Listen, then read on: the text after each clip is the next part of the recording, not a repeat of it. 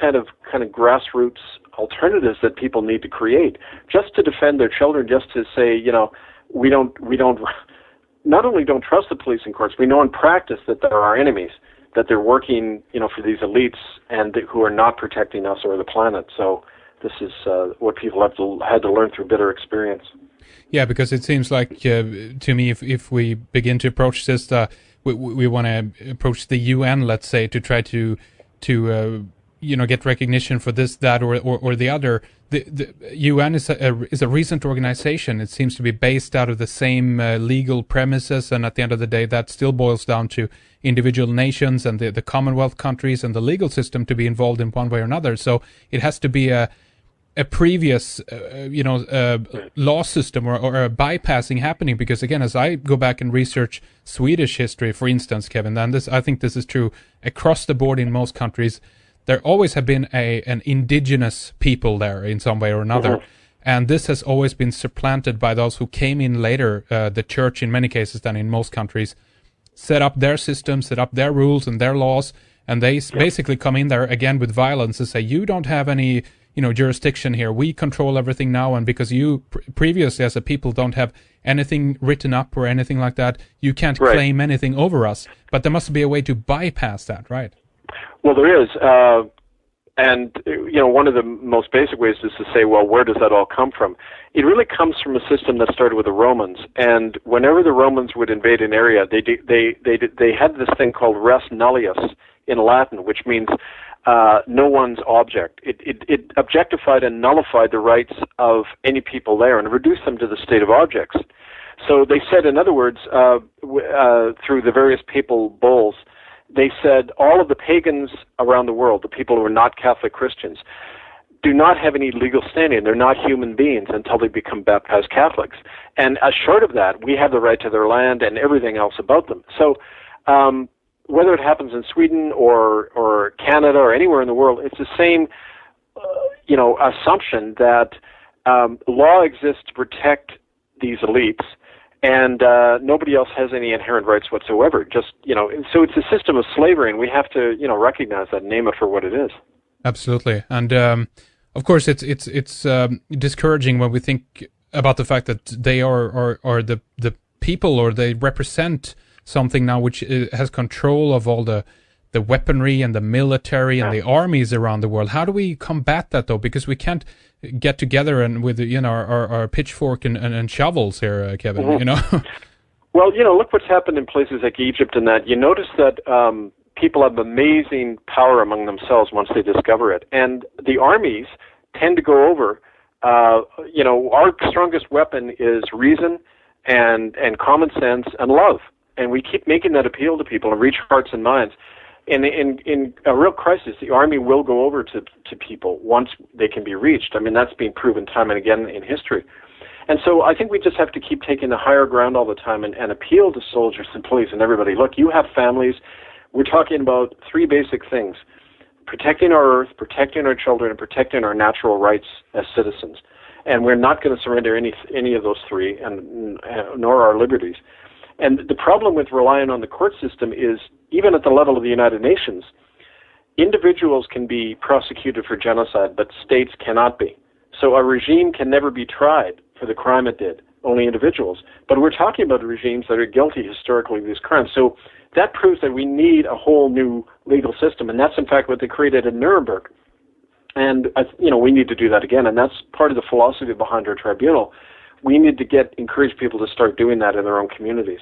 Give us an example then of what you're doing with your tribunal and what's going to happen over in England now in September, do you think, when you go back there, Kevin?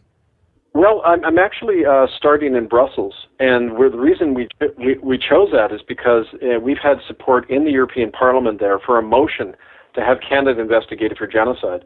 So on September 15th, there's going to be gatherings that begin in Brussels, in London, hopefully in Rome, and certainly all over North America, where people are going to announce this tribunal. They're going to start the investigations and the proceedings. And for about 3 months until Christmas, we're going to be gathering this evidence. The ultimate objective is to bring it together into a final report and create a documentary film and get this out all over the world to say, look, here's the evidence of church and state collusion in these crimes. And here's the next step. We need to bring legal sanctions and other kinds of sanctions against these criminal bodies. We're working with 2 lawyers in Germany who are trying to sue the Pope as a German citizen because of his collusion in hiding the abuse of children in the Catholic Church. And so, I mean, all of these things are like parts of streams coming together into a big river. And we're liaisoning with people all over the world, but we're really saying you have to take action in your own community. That's what gives us power. Are you seeking now for people to get involved in this as well, beginning in September, stretching up to December, as you mentioned? And if so, Kevin, where can people go to find out more about this, or meet up, I guess, with people who are already, a part of this? Well, we're revising our website, itccs.org, and people can read updates there. But what I would recommend for people in Scandinavia and elsewhere who are listening to this is I will be traveling extensively during October, especially in England. I've been in Copenhagen a number of times. I hope to come up to Scandinavia and sit down and work with people. But if they can contact me, my email is Kevin_Annett, ANNETT, @hotmail.com. And what we need is the ability to kind of sit down and work out in your own area. What are the issues? What are the things that people can work on together? One of the things that I'm also doing is at the end of October, if people can get down to Rome, there's actually a gathering on October 30th to 31st of groups from all over the world who have suffered at the hands of the Catholic Church, and they're going to be holding an event where they want to try to surround the entire Vatican and hold a vigil there. A prayer vigil and a public memorial there for the children who died. So these are the kinds of events that we're going to post on our site, and hopefully there'll be more of those as more people get involved. So basically, this is just a means to help to bring attention to this, to the point where media and hopefully others cannot ignore the situation anymore. Correct? That's right. And the more people, survivors who speak, we find the more that happens. In Ireland, for example, every week there have been groups of people standing outside the Dáil, which is the Irish Parliament. And as a result of that kind of pressure, the Irish President, Kenny, announced last month that they were changing the laws in Ireland so that now when a priest does not report child abuse, he can go to jail for 5 years, even if it's told to him in the confessional. And that's an amazingly radical thing for the Irish to be doing in a traditionally very conservative Catholic country, to say that the church cannot hide the truth anymore, even in the confessional, that they are subject to the law. That move by Kenny couldn't have happened unless there was all these protests happening. At one point, there was over 5,000 people protesting outside his office in Dublin. And it's that kind of public protest outside churches. We've even held rallies inside churches during the Mass, where we go in and speak to the people in the pews and say, stop giving money to these churches when they're harming children. That's the kind of thing that really gets media interest and forces governments in some way to respond. Yeah, absolutely. Is there any difference, do you think, Kevin, between, we primarily have Catholic Church at the center here, but Protestants, Anglican, Lutheran, Baptist, any of the denominations, or is it pretty much the same procedure across the board? What's your take on that, Kevin? Do you mean, are these churches, other churches involved in the same kinds of crimes and everything? That's right, yes. Yeah, that's what I found. In Canada and other countries, the Protestant churches were just as deeply involved in running these boarding schools. The death rate was just as high in Protestant schools. Now, the Roman Catholic Church set up the original model for these boarding schools, and they're clearly the biggest perpetrator. But the Protestant churches tended to have the same attitude, that people who weren't Christian didn't have the same rights, didn't have the same humanity, if you like. So, I mean, I think it's kind of a sickness that comes out of European Christianity as a whole, not just Catholicism. But definitely when you're looking at for example, the endorsement of sterilization programs, you often had churches endorsing them because they believed that certain groups like the mentally deficient and others didn't have the right to have children. So, I mean, you often had that attitude in all the churches. Do you think the suggestion or the solution to many of these problems as well is for people to simply go out of the church if they've, in this country, for instance, I think everybody is born into the church, so to speak. You have to make an active decision later in your life to actually, write yourself out of it, basically. But a solution, turning their backs on the organization, making sure that there's no money reaching them, or what do you see as parts of solution here, Kevin? Well, I think definitely people can take that individual action and need to. I mean, you can be a Christian without attending these churches. That's how Christianity began, in small little groups of people meeting in their homes. People should go back to that, and that way they don't have to be affiliated with these corporations that are acting in their name and causing all these crimes. But on a broader scale, there needs to be changes in the laws of society where there's a real separation of church and state, where no public money goes to support any particular religion, where priests do not have the right to stand above the law. For example, priests should be made public servants, like teachers or social workers, and given licenses. And if they harm a child, those licenses can be revoked. Those kind of structural changes, I think, are needed, as well as the individual, acts of conscience.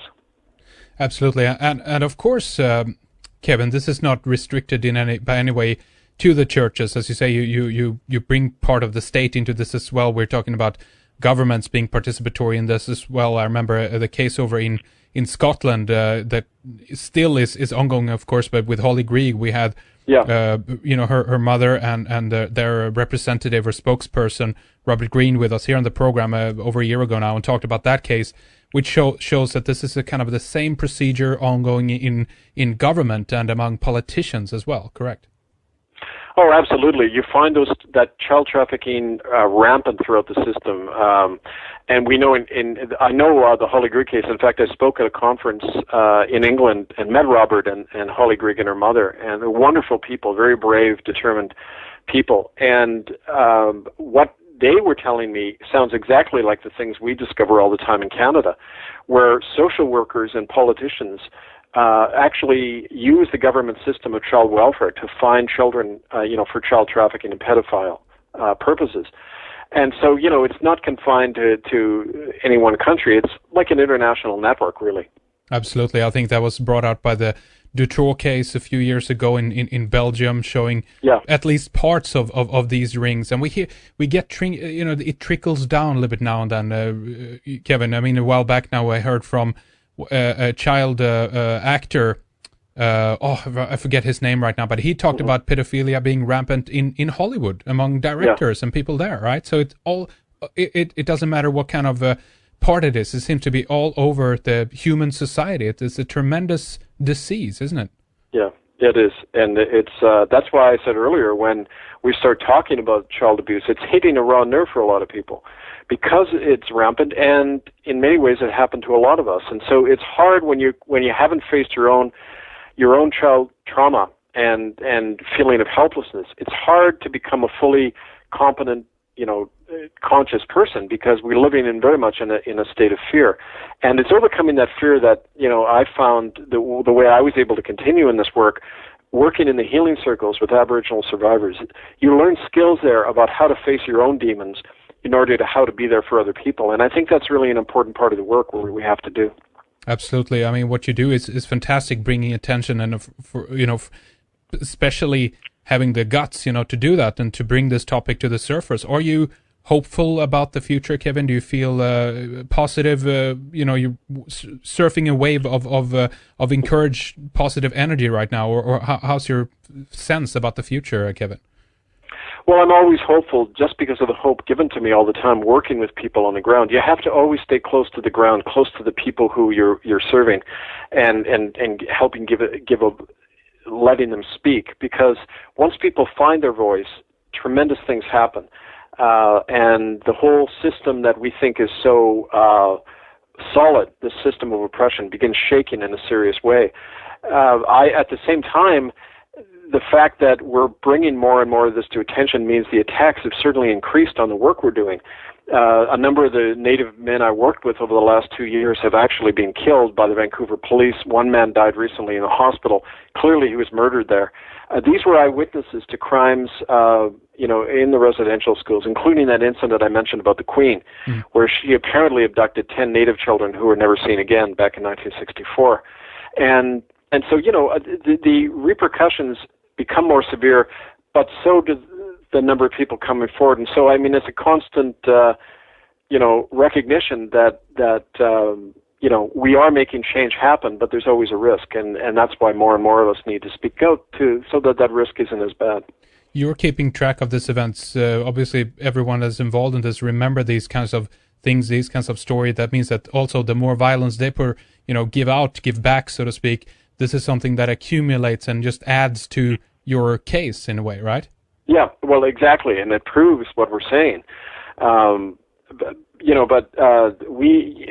The key tool we have to use is learning to be our own media, be our own spokespeople, not relying on some national newspaper to cover this thing when, the media is largely corporate controlled now and can be turned on and off very simply. Yep.